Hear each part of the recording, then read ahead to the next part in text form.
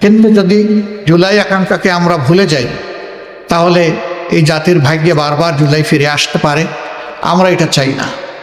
আমরা চাই যে জুলাই যে কারণে ফিরে এসেছে এই কারণটা যেন আর দ্বিতীয়বার তৈরি না হয়। আমরা এখন যে দেশটা স্বাধীন, দেশটা আল্লাহর মেহেরবানিতে পেয়েছি, এটি একসময় পাকিস্তানের অংশ ছিল। 47-এ যারা যুদ্ধ করে সংগ্রাম করে পাকিস্তান তৈরি করেছিলেন তারা অনেক ভালো কথা বলেছিলেন, কিন্তু সেই ভালো কথার প্রতিফলন জনগণ দেখেনি। তারপরেও 47 যে পূর্ব পাকিস্তান ছিল এটাই বর্তমান বাংলাদেশের সীমানা। ওই সীমানা নিয়েই আমরা চলছি। কাজে এটার ভিত রচনা হয়েছে 47। আবার 47-এর যারা সংগ্রামী ছিলেন, রাষ্ট্র পরিচালনার দায়িত্ব পেয়েছিলেন, তারা তাদের দায়িত্বটা নিষ্ঠার সাথে পালন না করার কারণেই পরবর্তী পর্যায়ে যে বৈষম্য তৈরি হয়েছিল এর বিরুদ্ধে পূর্ব পাকিস্তানের জনগণ তারা ফুঁসে উঠেছিল। 70-এর নির্বাচনে তার প্রতিফলন হয়েছিল। এই নির্বাচন অনুযায়ী 70 সালে ক্ষমতা হস্তান্তরের কথা ছিল শান্তিপূর্ণভাবে, সেটি না হওয়ার কারণেই মুক্তিযুদ্ধ অনিবার্য হয়ে উঠেছিল এবং সেই মুক্তিযুদ্ধে অসংখ্য জীবন চলে গিয়েছে, অসংখ্য মানুষ আহত পঙ্গু হয়েছেন। যারা অংশগ্রহণ করে যুদ্ধ করেছেন, যারা চলে গেছেন এবং যারা আহত হয়েছিলেন তাদের সকলের প্রতি আমরা গভীর শ্রদ্ধা নিবেদন করছি। আমরা দায়িত্বশীল বিরোধী দল হিসাবে আমরা জনগণের সাথেই থাকবো ইনশাআল্লাহ। জনস্বার্থ সংরক্ষণ, দেশের স্বার্থ সংরক্ষণ হবে আমাদের মূল দায়িত্ব। এদিকে আমরা সজাগ দৃষ্টি রেখেই জাতির পাশে থেকে আমরা দায়িত্ব পালন করব। সংসদে একটি কার্যকর এবং গঠনমূলক বিরোধী দল হিসাবে দুনিয়ার সভ্য দেশগুলো যেভাবে দায়িত্ব পালন করে আমরা সেই কালচারটা, সেই সংস্কৃতিটা সংসদে আমরা দেখতে চাই। সংসদের দুইটা অঙ্গ, একটা সরকারি দল আর একটা থাকবে বিরোধী দল, এটাই স্বাভাবিক। বিরোধী দল যেন তার ন্যায্য অধিকার, সংসদে কথা বলার অধিকার পায়, সেটা আমরা আশা করি। নতুন সরকারের দায়িত্ব যারাই নেবেন, দায়িত্ব নেওয়ার পরে আমরা আমাদের দিক থেকে নৈতিক দায়িত্ব পালন করব ইনশাআল্লাহ। আমরা তাদেরকে আশ্বস্ত করব দেশ এবং জাতির স্বার্থে আপনাদের পাশে আছি। আমরা হাতে হাত রেখে কাজ করব। স্বার্থ বিঘ্নিত হলে আমরা আমাদের দায়িত্ব পালন করব। এই পাহারাদারির মধ্য দিয়ে একটা জাতিকে আমরা কাঙ্ক্ষিত গণতন্ত্রের রাস্তায় উঠাতে পারবো বলে আমরা আশাবাদী। আমরা আশাবাদী থাকতে চাই এবং আমরা ইতিবাচক দৃষ্টিভঙ্গি পোষণ করতে চাই। দেশে আইন শৃঙ্খলা রক্ষা করা, সামাজিক সৌন্দর্য বিধান করা, মানুষের অধিকার সংরক্ষণ করা, জনজীবনে নিরাপত্তা নিশ্চিত করা এবং জনগণ যে বিভিন্ন সিন্ডিকেটের কবলে পড়ে অতিষ্ঠ সেগুলা থেকে বের করে আমরা আনতে পারবো যদি সরকারি দল আন্তরিকতার সাথে উদ্যোগ গ্রহণ করেন এবং আমরা সেই ক্ষেত্রে সহযোগিতা করব, আমরা আশ্বাস দিচ্ছি। এই সার্বিক বিশৃঙ্খলা থেকে জাতিকে বের করে আনা এবং জুলাইয়ের যে আকাঙ্ক্ষা, জুলাই আকাঙ্ক্ষার প্রেক্ষাপটে আমরা আমাদের দায়িত্ব পালন করব। আমরা অতীতেও বারবার জুলাই শহীদদের প্রতি গভীর শ্রদ্ধা নিবেদন করেছি, জুলাই যোদ্ধাদের প্রতি শ্রদ্ধা নিবেদন করছি।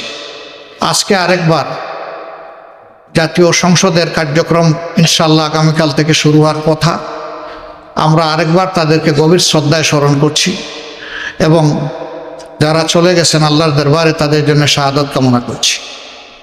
আর যারা আহত ভঙ্গ হয়ে বেঁচে আছেন মহান মাবুদের দরবারে, মহান রবের দরবারে তাদের জন্য সুস্থতা কামনা করছি।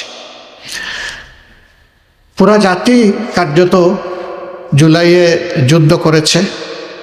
জাতির এই অবদানকে স্মরণ রেখে যদি সংসদ পরিচালিত হয় আমরা বিশ্বাস করি এই সংসদ জনগণের প্রত্যাশা পূরণে সক্ষম হবে ইনশাআল্লাহ। কিন্তু যদি জুলাই আকাঙ্ক্ষাকে আমরা ভুলে যাই তাহলে এই জাতির ভাগ্যে বারবার জুলাই ফিরে আসতে পারে। আমরা এটা চাই না। আমরা চাই যে জুলাই যে কারণে ফিরে এসেছে এই কারণটা যেন আর দ্বিতীয়বার তৈরি না হয়। আমরা এখন যে দেশটা স্বাধীন, দেশটা আল্লাহর মেহেরবানিতে পেয়েছি, এটি একসময় পাকিস্তানের অংশ ছিল। 47-এ যারা যুদ্ধ করে সংগ্রাম করে পাকিস্তান তৈরি করেছিলেন, তারা অনেক ভালো কথা বলেছিলেন, কিন্তু সেই ভালো কথার প্রতিফলন জনগণ দেখেনি। তারপরেও 47 যে পূর্ব পাকিস্তান ছিল, এটাই বর্তমান বাংলাদেশের সীমানা। ওই সীমানা নিয়েই আমরা চলছি।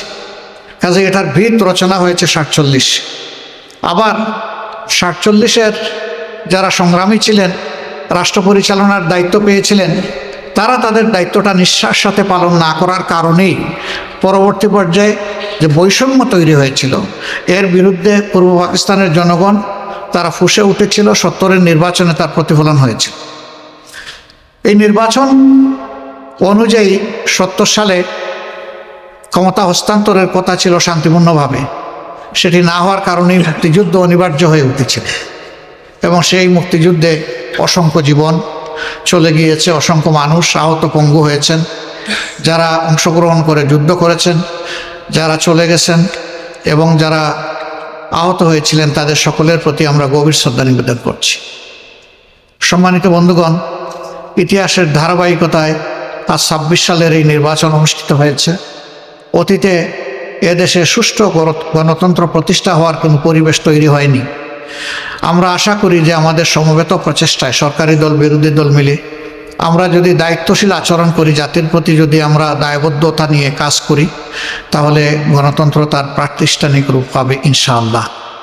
এর কোনো বিকল্প আপাতত নেই, আমাদেরকে সেদিকেই ফিরে যেতে হবে। তবে হ্যাঁ, এই পরিবেশ ফিরিয়ে আনা খুব সহজ বিষয় নয়, অনেক চ্যালেঞ্জ আছে এর সামনে, আমরা বুঝি।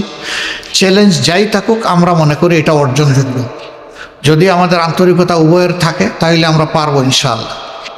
তা আমি আজকে সাংবাদিক বন্ধুদের মাধ্যমে গোটা দেশবাসী যারা এই নির্বাচনে অংশগ্রহণ করেছেন, বিশেষ করে আমাদের পাশে দাঁড়িয়ে যারা সমর্থন শক্তি জুগিয়েছেন এবং যারা আমাদেরকে ভোট দিয়ে কৃতজ্ঞ করেছেন, আমরা তাদের সকলের প্রতি গভীর কৃতজ্ঞতা জ্ঞাপন করছি, আন্তরিক শুকরিয়া জানাচ্ছি এবং অভিনন্দন ও মোবারকবাদ জানাচ্ছি। আমরা যে দেশবাসী প্রত্যাশা নিয়ে আমাদের পাশে দাঁড়িয়েছিলেন, নির্বাচনের ফলাফলে তার পূর্ণ প্রতিফলন হোক কিংবা না হোক, আমরা সেই দেশবাসীকে কথা দিচ্ছি, নির্বাচনের আগে যত কথা আমরা আপনাদেরকে বলেছি, একটা বিরোধী দল হিসাবে আমাদের নিজের অবস্থান থেকে তার যতটুকু সর্বোচ্চ পালন করা সম্ভব, বাস্তবায়ন করা সম্ভব, আমরা সেই ব্যাপারে ইনশাআল্লাহ প্রতিশ্রুতিবদ্ধ। আমরা তা করার জন্য সর্বাত্মক চেষ্টা করব। আল্লাহ যেন আমাদেরকে সাহায্য করেন। সেই ক্ষেত্রে আমরা প্রিয় দেশবাসীরও সহযোগিতা কামনা করি। দেশবাসী, আপনারা ছিলেন আমাদের পাশে, আমরা আছি আপনাদের পাশে। আমরা আপনাদেরকে ছেড়ে কোথাও যাব না। সুদিনে দুর্দিনে যাই এসুক, আমরা দেশবাসীর সাথে থাকবো ইনশাআল্লাহ।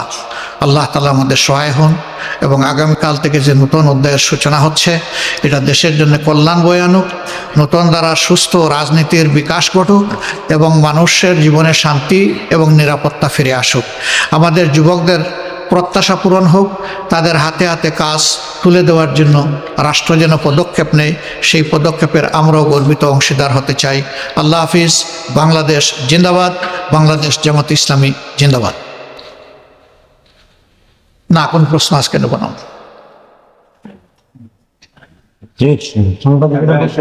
সাংবাদিক বন্ধুদেরকে অসংখ্য ধন্যবাদ, আপনারা কষ্ট করে এসেছেন। এখন আমাদের সেশনের উপর অংশে আপনারা ইনশাআল্লাহ আমাদেরকে সহযোগিতা করবেন আশা করি।